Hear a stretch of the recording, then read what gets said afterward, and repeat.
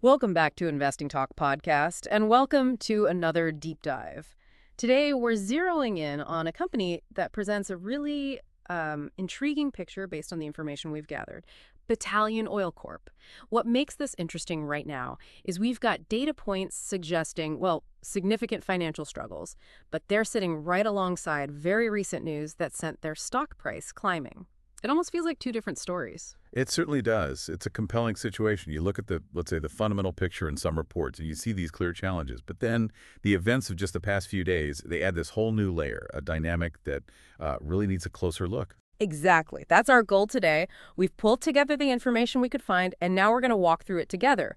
Try to sort out the key financial figures, understand their operations, where they sit in the industry, look at these recent developments, and, ultimately figure out what this complex picture might mean for you.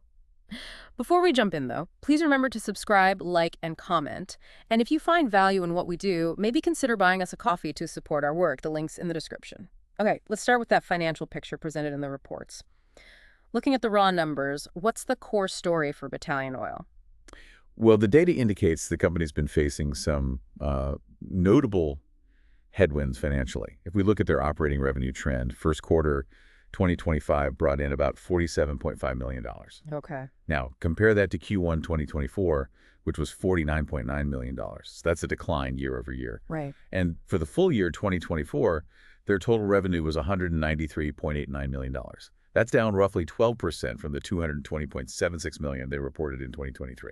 So a definite downward trend in the money coming in. What about what they're actually producing, the barrels of oil equivalent? Production is following a pretty similar trajectory. In Q1 2025, they averaged 11,900 BOD. That's barrels of oil equivalent per day, the standard measure. Mm-hmm. In Q1 2024, that number was 12,989 BOD. So you're looking at about an 8% drop year over year in production volume. An 8% drop. Okay. There is one detail worth noting, though. The proportion of that production that's actually oil, it improved a bit. Went from 48% last year to 53% this year. And oil generally gets a better price than natural gas. Got it. So less volume overall, but maybe a slightly more valuable mix. Still, less revenue, less product compared to last year. That's right. And the reports really highlight these declining trends in both revenue and production as, fundamental challenges the company's dealing with. And how does that translate down to the bottom line? Are they actually making money? The earnings picture really underscores the difficulties here. Battalion Oil reported a net loss of $5.8 million just in the first quarter of 2025. A loss. Okay. And if you look over the trailing 12 months, the last full year, the net loss was substantial. The report cited figures between $33 million and $64 million, depending on the exact period used. What's particularly striking, though, is how much those losses jumped year over year. A sharp rise, 324%. Wow, 324%. That's a huge increase in losses. What about earnings per share, the EPS? For Q1 2025, their EPS was negative. Came in at negative $0.35 per share. Okay. And the trailing 12-month EPS was also negative, cited between negative $2.01 and negative $2.42. So clearly not generating profit on a per-share basis. And when a company's losing money like this, how do those standard metrics like the PE ratio or return on equity look? Well, because they're reporting losses, the price-to-earnings ratio, the PE, isn't really meaningful. It'd be negative, which doesn't tell you much for comparison. Right. Similarly, return on equity, ROE, which measures profit against shareholder investment, that would also likely be negative. The information we looked at didn't explicitly give figures for things like, say, free cash flow or their debt-to-equity ratio, but it does correctly point out that you'd really need to dig into their official SEC filings for those crucial details to get a complete picture. Makes sense. And on the market side, the reports mention a relatively low market capitalization, the total company value around $24 to $27 million, and no dividend payments. So putting that all together, the financial snapshot based on this data, it points to a company under significant pressure, declining numbers, persistent losses. Okay, let's shift gears a bit. Let's talk about where Battalion Oil operates and how it fits into the wider energy industry according to the info available. Sure. Battalion Oil is described as an independent energy company. That means they're focused purely on the exploration and production side, not refining or retail. Their focus is on finding, developing, and producing oil and gas assets, specifically targeting assets that are liquids rich. Liquids rich, meaning more oil and valuable liquids compared to just dry gas. Exactly. Things like crude oil and natural gas liquids, which usually fetch higher prices. Their main area of operation is the Delaware Basin, That's a very productive part of the Permian Basin, straddling Texas and New Mexico. Battalion's specific focus is in Pecos, Reeves, Ward, and Winkler counties over in Texas. That's a well-known, very active region. Do the reports mention anything unique about their strategy or maybe a competitive edge they have there? The material doesn't really highlight any unique patents or, say, groundbreaking technology. It suggests their approach is more centered on managing costs Hmm. effectively and maximizing operational efficiency within their existing assets in that part of the Delaware Basin. Okay. So given their size and the financial challenges we just discussed, how do they stack up against other companies in the sector? Well, based on the size and those performance metrics, the shrinking volumes, declining revenues, the losses, the information available positions them as operating as a sector laggard. A laggard, meaning they're trailing behind. Compared to who? Compared to larger, more established independent E&P companies, exploration and production companies. The reports mention names like Centennial Resource Development or Laredo Petroleum as examples. These peers are described as having significantly larger scale operations and, importantly, they're profitable. They're reporting positive earnings, positive metrics, unlike Battalion Oil right now. Gotcha. That comparison definitely helps put their situation in perspective. What about the bigger industry trends affecting a company like Battalion? The reports point to several key ones. There's the inherent volatility in oil and gas prices, which, directly hits revenue. Always a factor. Always. Then there's increasing regulatory focus on emissions and environmental impact. That can bring compliance costs, maybe operational changes. And finally, technology. Ongoing improvements in drilling and production are driving efficiency across the industry. But staying competitive often requires significant capital investment. Right, which can be tough if you're already facing financial headwinds. Any key details about management or governance mentioned? The summaries we saw didn't really provide specific executive names or deep dives into their track records. The reports just note you typically need to check the company's own website or maybe LinkedIn for that. And they specifically suggest looking for folks with turnaround experience, given the company's current challenges. Makes sense. As for insider trading executives buying or selling stock, you need to check the public Form 4 filings on the SEC database for that info. Okay, so the picture drawn from this information is a smaller energy player in a tough, busy region, facing operational headwinds and lagging behind its bigger, more profitable competitors. Let's tie this back now to valuation and the key risks that were identified in the reports. Okay. From a valuation angle, the reports mention that low market cap again and confirm no dividend. While a specific price-to-book ratio wasn't given, it's noted that for small-cap E&Ps, it's often less than 2, unless assets have been written down. Beta, that measure of stock price volatility relative to the market, wasn't specified either. But the reports suggest small-cap energy stocks generally have a high beta, meaning likely more price swings than the broader market. Higher volatility Okay. and the major risks. The reports are pretty clear on those. First, the persistent net losses we talked about. That's a primary risk. Then, the ongoing decline in production and revenue. That's another big challenge. Exposure to commodity price swings. That's a material risk for any energy company. Standard for the sector. Right. And they, like others, face regulatory risks. The reports also hint that more specific risks, maybe ongoing lawsuits, supply chain problems, or details on meeting debt requirements, called covenants, would be laid out in their official SEC filings. So a company facing clear operational and financial hurdles, with the risks reflecting those difficulties. And that peer comparison just reinforces the point, generally smaller, less profitable than the likes of Centennial or Laredo. That analysis holds true based on the information we have. The comparison highlights Battalion is currently, less profitable and shrinking production-wise compared to peers who are actually generating positive earnings and showing growth. Okay, so we've painted this picture based on some of the data, showing Battalion Oil facing pretty significant uphill battles, declining revenues, declining production, ongoing and increasing losses, and lagging behind peers. But here's where it gets really interesting, because the very recent news highlighted in the reports seems to, present a different side, or at least add a hopeful twist. What happened just recently that grabbed attention? This is really where market sentiment seemed to take a sharp turn. On June 13th, 2025, the company's stock price surged quite notably, jumped 14.65% in one day. Wow, nearly 15%. What triggered that? It happened right after they announced an amendment to their merger agreement with another company, Fury Resources. An amendment to a merger deal. Okay, that sounds specific. It is, and that single day's jump was actually part of a larger trend. The stock had climbed cumulatively over 23% in the 4 days leading up to that announcement. It signaled some renewed optimism. This recent burst pushed the shares to their highest price level since back in February. That kind of move, that momentum, definitely isn't typical. It shows the market reacting strongly to this specific news, right? What was the impact beyond just the share price? Well, alongside the price increase, trading volume spiked significantly. A lot more shares were changing hands than usual, reflecting high activity and reaction to the news. Technical analysis indicators also shifted. Signs that the stock might have been overbought apparently gave way to clearer signals of bullish momentum. So sentiment shifted pretty dramatically based on this potential deal. Was there anything else in that recent news flow that might have helped fuel that positive reaction? Yes, actually. The reports also included an operational update, and it sounded quite positive. The company mentioned their drilling campaign in a specific area, Monument Draw, is apparently ahead of schedule and running under budget. Under budget and ahead of schedule on drilling. That ties back to that strategy you mentioned earlier, focusing on cost management and efficiency. Exactly.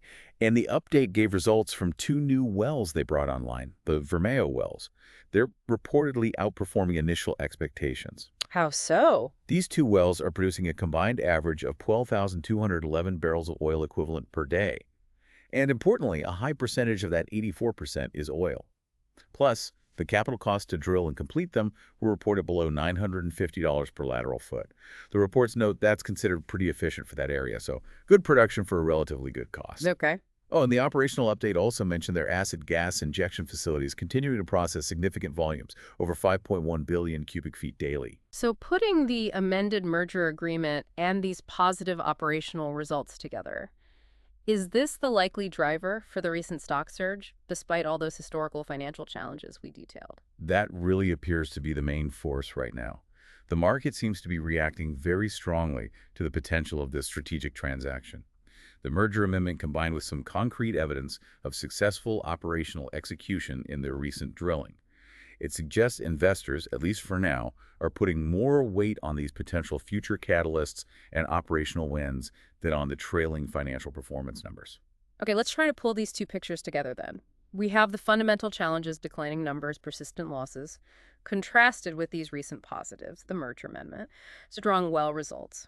How does this recent news change or maybe refine our view of the risks and opportunities for Battalion Oil? It definitely adds specific context to both sides, risk and opportunity. The risks we identified earlier, they're still very much present, but you have to view them alongside these new developments. For instance, merger uncertainty is still a significant risk. The reports specifically highlight that previous attempts to merge with this same company, Fury Resources, have failed, partly due to financing issues on Fury's end. Ah, so there's a history here. There is, and that introduces clear transaction risk, the possibility that even with this new amendment, the deal might not actually close successfully this time either. Okay, so past experience matters. What about the financial losses? That risk hasn't vanished either. Even with potentially stronger results from these new wells, if the company continues to report net losses over time, it could really pressure their available cash, their liquidity. Or it could limit their ability to fund future drilling and growth, unless this trend is fundamentally reversed, or perhaps the merger injects needed capital. And the overall production decline we noted. Does good performance from a couple of wells fix that? That year-over-year decline is still a key challenge to keep watching. While these recent wells are performing well, that success needs to be sustainable.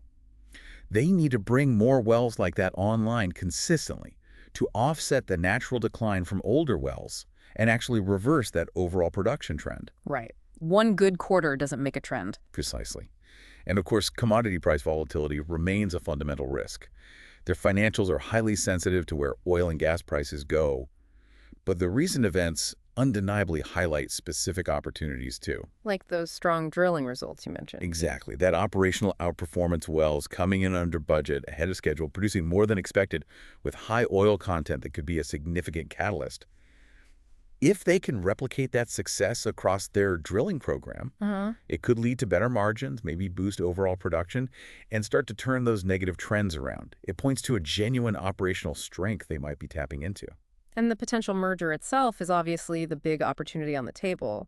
A successful merger with Fury, if it's completed on favorable terms for Battalion shareholders, That represents a major strategic opportunity.